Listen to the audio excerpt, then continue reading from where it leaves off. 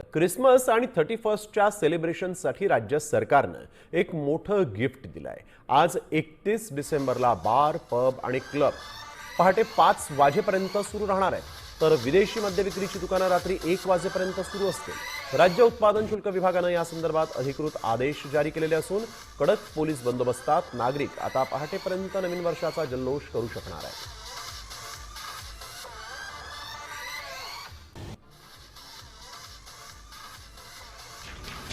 बार, पबसह club पहाटे 5 वाजेपर्यंत सुरू राहणार आहेत।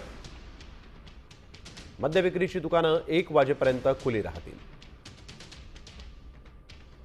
25 डिसेंबर आणि 31 डिसेंबरसाठी वेळेत शिथिलता आणावी। ड्रंक अँड ड्राईव्ह रोखण्यासाठी पोलिसांचा मात्र तगडा बंदोबस्त आहे।